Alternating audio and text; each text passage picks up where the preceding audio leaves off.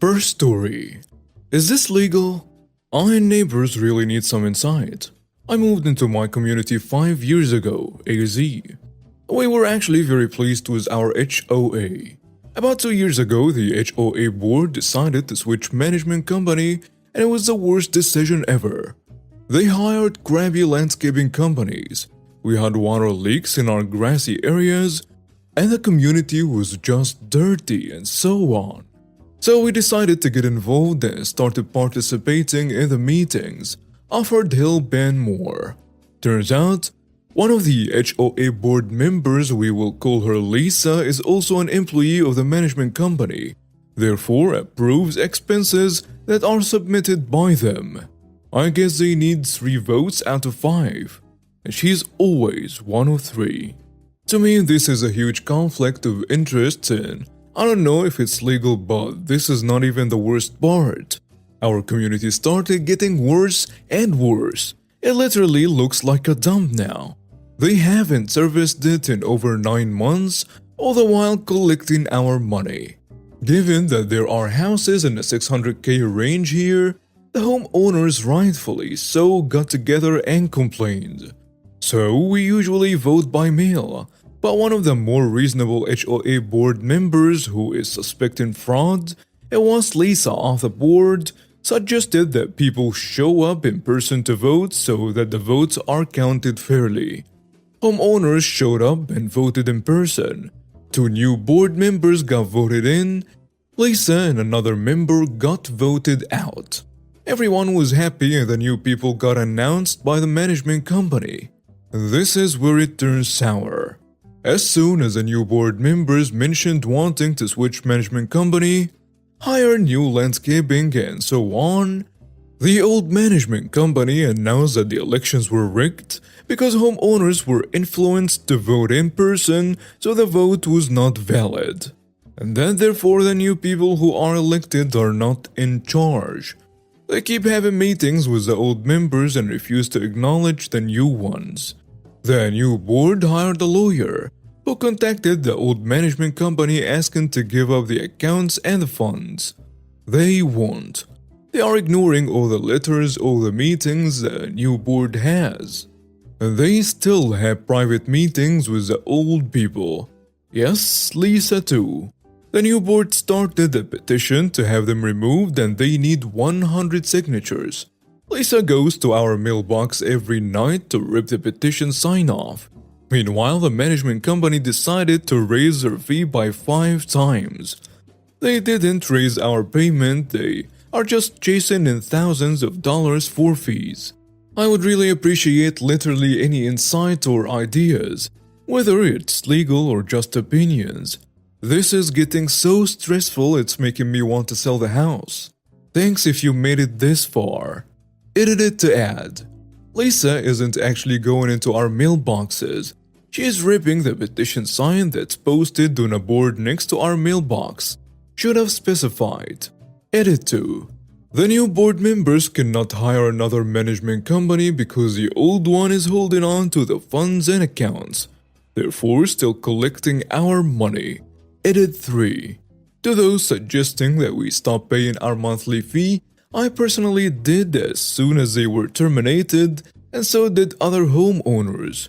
Well, we received statements saying we were past due on our accounts, and that the penalty would be a lien on our house, on top of collection fees, late payment charges, and so on. Using this edit to also say that the new board did hire a lawyer. This is just me trying to learn about other similar experiences and explore all possible options. Update. Last time I did not mention that there is another member of the old board who was voted out. I'll call him Rob, who has been in charge for 10 plus years. It is my belief that he used our community money for personal use on many different occasions. For example, he said that he purchased some chairs for our parties and meetings that he keeps in a storage unit. No one has ever seen these chairs as we hold our meetings at the community park and has staples and pinches already. Funny enough, he recently suggested that we bring our own chair next time. Each time we asked the management company to provide proof of payment or invoices for more reckless expenditures, like $17,000 in landscaping extras, they never did. They usually take $1,500 monthly as their fee. In May, they took $9,000. When the new board asked why they charged $9,000, they replied by saying that that's the termination fee. Except they then refused to be terminated, did not give up the accounts or keys and so on, but still took the money. I left off saying that the new HOA board members, one especially, I'll call her Bridget, started a petition where 100 signatures needed to be collected in order to call a special meeting and get the self-proclaimed board members forcibly removed. I guess there is an HOA policy where if some HOA board members do not agree with the election results, this meeting is necessary to have them removed. Despite Lisa going to the mailbox every night, sometimes twice a day, to remove our petition signs, we managed to collect the 100 signatures and will have the meeting next week. Bridget, who hired a lawyer, also filed a complaint with our state superior court. I later found that this community management company already had 17 civil lawsuits filed against them by other communities. Ours is the 18th. My thoughts. I think Rob and Lisa are in on this, and personally benefited from taking our money for 10 plus years. I believe the management company does not want to give up the accounts because it would expose their funds. The final update. I'm here with good news. After collecting 100 signatures, we were supposed to hold one final meeting to have the old board members voted out, and the homeowners showed up. We were able to re-vote the old members out, and they were banned from running again for at least 5 years. All the keys and accounts were given to the new board members, and the new management plus landscaping company were hired. There is an ongoing lawsuit where the old management company is being sued for all the kinds of things and being asked to pay for the landscaping damage they caused by withholding the funds and keys to the water. I am not sure how long this will take, but the fact that we have new people in charge after so many years is just a win. The community already looks so much better. My main takeaway is I used to be one of those who's got time for them people. But these HOA people literally count on homeowners to be busy with work, family life to take advantage of them. My old HOA board got away with it for 10 plus years. If you think something fishy is going on, get involved. Next story. Entitled Dog Mom Screams at My Daughter for Touching Her Dog. So I work as a secretary/receptionist at a small veterinary practice. By small I mean that there are 2 vets, 3 nurses and me. 6 employees total. One of the vets founded the practice 30 years ago and her son is one of the nurses. Because it's so small we really are like a family, and often get together at each other's houses for drinks and stuff. Because of this, we're also all pretty well acquainted with each other's family. The 2 youngest of the group are my daughter Hillary, 7 years old, and one of the nurse's son, 8 years old. They go to the same school and often carpool if needed. This summer, my daughter had summer camp in the morning, but nothing in the afternoon. Since my boyfriend and I both work until 5, me and 4 for him, my boss said it was absolutely fine for Hillary to hang out around the office until my boyfriend could come get her after he got off work. Most of the time, Hillary either plays games on her phone, watches kids' YouTube, or does some arts and crafts in the back office. From where I sit at the front office, I can see her and her me, but clients cannot see her. Occasionally, my boss will offer for Hillary to come help her with a very sweet and gentle pet. She will usually hold the pet or grab tools that the vet leaves on the counter for her, always just normal checkups. Hillary was just exiting the exam room to give one cat back to her owner when this entitled mother walked in with her yapping dog pulling at a leash. She takes one look at Ellery handing someone a bit and immediately gets angry. "Where is the vet?" I tell her that my boss is preparing for her next appointment and that she can sit down and wait. "Where are your parents? You should not be in a medical area." She directs this question at Ellery. Ellery points to me, which directs her back in my direction. "Where are her parents?" She asks me. "I'm her mom." "Nah, you're a teenager." "Actually, I'm 21. Not that it's any of your business." At this point, her dog is absolutely losing it. He's barking, pulling at his leash, lunging towards Ellery. She immediately becomes scared, even though this dog is like a beagle. She loves dogs, but also knows exactly when to stay out of a dog's radius of reach. However, like I said, the office is small. This dog is between me at the desk and Ellery. She can either try to go around the dog to get to me, which clearly the dog will be able to get to her, or head back into the exam room, a route which also puts her in the dog's path. As I realize this, I stand up to go get her, and she chooses to attempt to come to me at the desk, putting her in the dog's path. Predictably, the dog comes at her and gets one nip before I can throw myself between them. Ellery is sobbing, the owner is screaming that Ellery touched her dog, and one of the nurses, one who's a dad, comes out to figure out what the hell is going on. Without even asking, he immediately and firmly escorts the entitled mother outside to defuse the situation.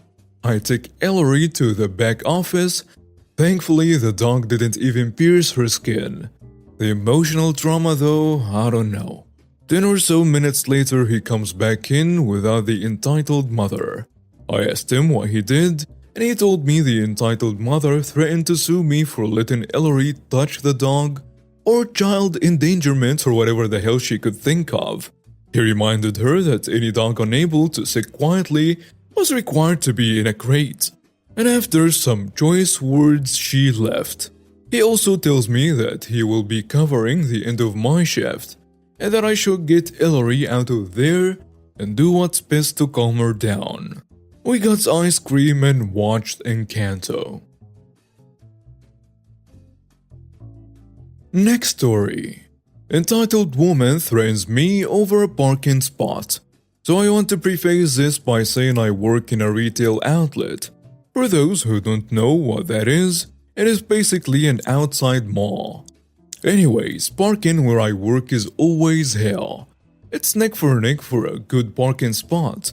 And on busy days like today, I usually avoid the parking disputes and park in the parking garage, which is pretty far from my job. On my lunch break, when it slowed down, I decided to move my car and park it in front of the store I work at. No biggie. I get a parking spot, start to enjoy my break and call my significant other. After hanging up with my significant other, the parking spot in front of me opens up as an SUV leaves, so I pull into the spot. When I pulled in, I guess there was a car sitting and waiting to take the spot. I hadn't originally seen it due to the fact that the SUV blocked it. When I pull forward, the lady in the car goes insane, screaming that I need to move my car, that what I was doing was illegal and so on. So being a little bitty, I stand my ground and refuse to move. Now if this lady had been nice and asked me to move, I would have had no problem doing so. But instead she decided to go insane and scream at me. So I stood my ground. Not to mention there were about 5 open parking spots around me that she could have easily taken, including the one I had just pulled out of. I tried to ignore her, hoping she'd simply give up and leave, but boy was I wrong. She approaches my car screaming at me through my window demanding I move, and insisting what I was doing was illegal. Again, I was ignoring her, hoping she'd give up, leave and take another of the 5 or so parking spots around me. At one point I rolled down the window, asked her to leave me alone or I will contact the police. She told me screw you, and to call the police said she didn't give a flying fudge since what I was doing was illegal. Then, as I'm waiting for her to stop, she starts banging on my car window once again, screaming at me and threatening to put her hands on me. As I continued to ignore her, she went around the passenger side of my car and opened my door, sticking her head in, screaming and threatening me. At that point, I pulled out my phone and contacted the police out of fear of what this crazy woman would do to me. When she sees I'm actually calling the police, she gets in her car and leaves. But not quick enough for me to not get her license plate. Mind you, this lady was with her friend or whatever and her child in the backseat. Great precedent to set for your child, lady. The police finally show up and I give them the rundown. As I'm talking to the police, a lady shows up again and the other officer goes to talk to her. I told the police I wanted to press charges. He tells me that even though I could, it likely won't get pushed through considering the police weren't there to witness it. I didn't record it and had no witnesses, which I was upset about, but as I continued talking to the officer, this wonderful lady approached us and let the officer know that she witnessed the lady try and enter my car. The officer then says, I have more of a ground to press charges, so I decide to do so. I didn't speak to the lady again, but she really dug her own grave by coming back, because even with a license plate number, they cannot prove it was a woman. But luckily she came and I have a witness, so after work, I'll be heading to the police station to fill out the paperwork.